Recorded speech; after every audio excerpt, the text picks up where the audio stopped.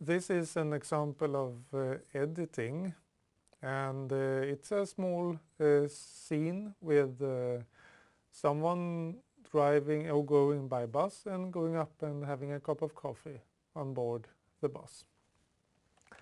And as you can see here, I have organized the files in advance.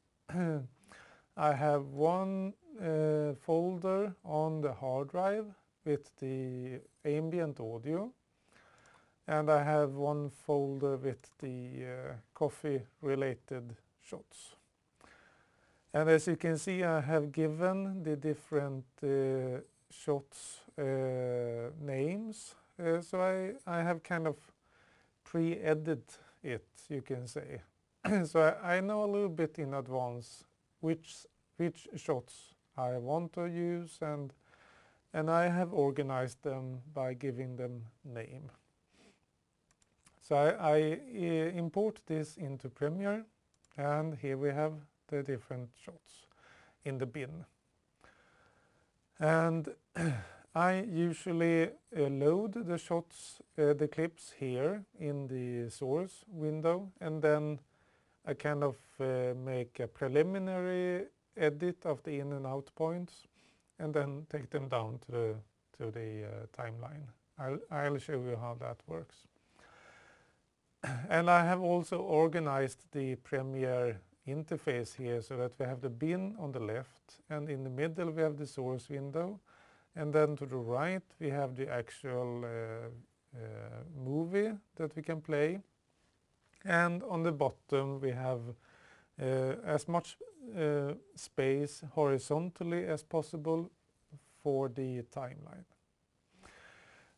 This is a very simple small story, a linear story where we just need to show the different steps and then time it so that it is not too fast or too slow. Even if it's a simple story, I will show you how I split up the different clips or shots on different layers, just to make it a little bit easier for me to see where they are. So we'll see how this goes. Since the idea is that one of the travelers on board the bus wants to get a cup of coffee, to justify that she wants a cup of coffee, we can first show the traveler that she is sitting and reading like this. And just to start up the scene, so that we don't just fall into the action, but some kind of intro into this scene.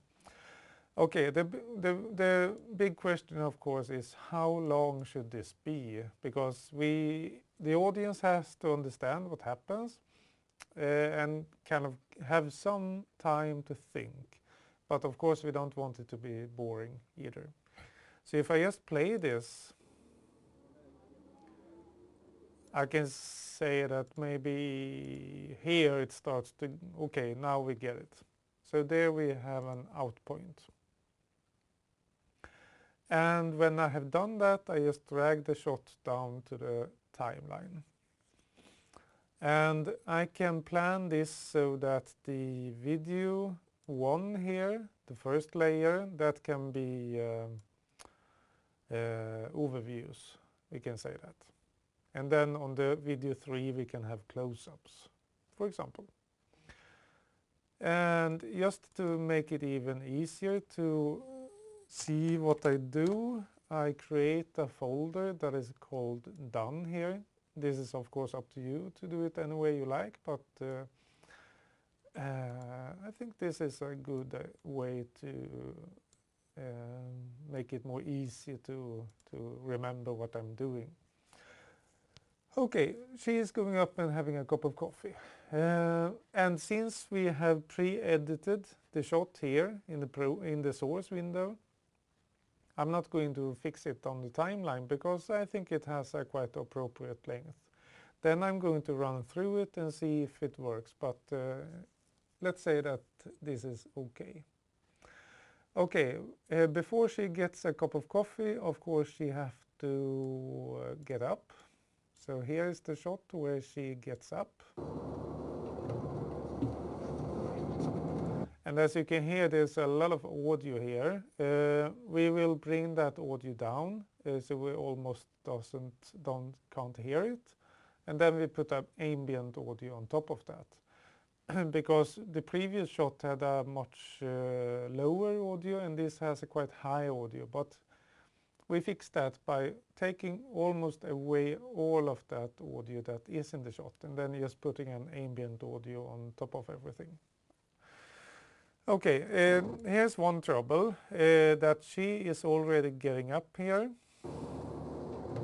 So that's an error that we did when we shot this, and we can't do much about it, so we just have to live with that. We could, for example, have a kind of intermediate shot of a view outside the road, for example, or something like that. But I don't have that available, so we'll skip that. And just get on with this. Okay, she is getting up. And of course we don't need to see this whole action, and especially not the later part here. So I do the same here, and just try to see, I try to kind of roll the movie in my head and see what works, or when should this shot stop. She gets up, and maybe there, because now we know that she is not getting back, we know that she is getting in front of the bus. So that's okay. Maybe we can even trim it a little bit, because already here we notice that she is on the way forward in the bus, so maybe here we can cut it. Because we don't really need all that extra action later on. Okay, video track 2, we can have a kind of medium shots there, let's say. And when this one is done, I take it away.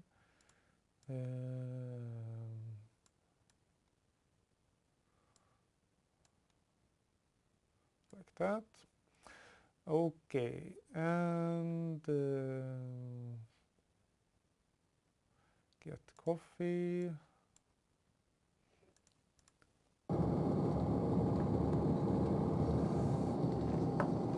Well, this one was actually better, I noticed, because here she is sitting down when the shot starts, and then she decides to get up. So let's use this one instead. I move that one away like that, and we take that from the start. And I can, just to exemplify it, I can here cut to the other shot. And I'm going to do a typical cut in motion. There is lots of other things to think about when cutting, but this is a very simple scene. We're just going to show her getting up. So here we can do the simple idea, or a simple thumb of rule, that we cut in motion. And maybe already here we can cut in that motion. Okay. And she is halfway up through the chair or seat. And if we're going to use this shot here, we can't use it here already, because on this shot she is halfway up the chair, the seat. Here she has a different posture, and she haven't gotten as far up from the seat.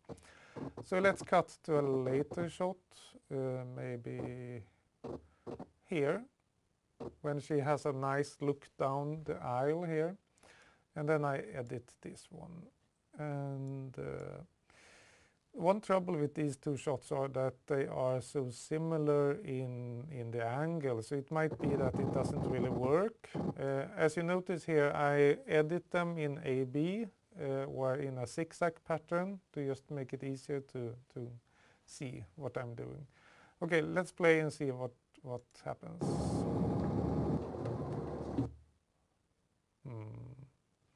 Yeah, maybe. In this case, the third shot here is too short, so I make that a little bit longer, so we follow her a little bit on the way there. Okay, let's play this. I'm actually going to put the audio down here because, as I said, we're not going to use most of it. Something like that. She's reading, and she's getting up. And yeah, okay, let's stick to that one. And that's okay, so this one is done. Here is an important shot, because here we see her walking down the aisle of the bus. And she's getting in front of the bus, and then she is standing and looking at the right. And this one is important because that shows where in the bus the coffee machine is. There isn't any coffee machine for real here, so we're just going to fake this. But we will give the audience the impression that there is a coffee machine here. Okay, on the last shot here, she was on the way down here, so we need to catch her, maybe, well, she can be pretty far down here. Let's say there, and play.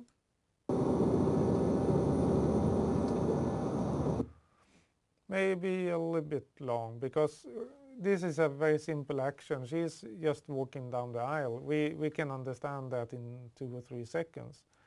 So let's let's take it.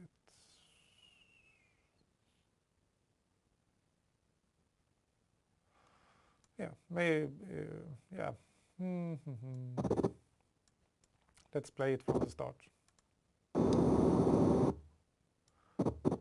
Here we can cut. And then we follow her. And we can stop there because we don't need to see her standing there. We understand that she is...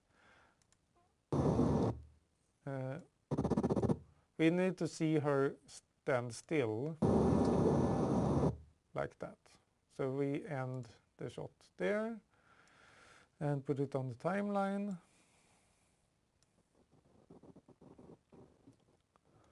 And also, as you notice, the camera is on the same side here. Here the camera is on her right side, and the camera is still on her right side in this shot. Okay, that one is done. Get coffee front. Let's put that away. And here we have a shot closer.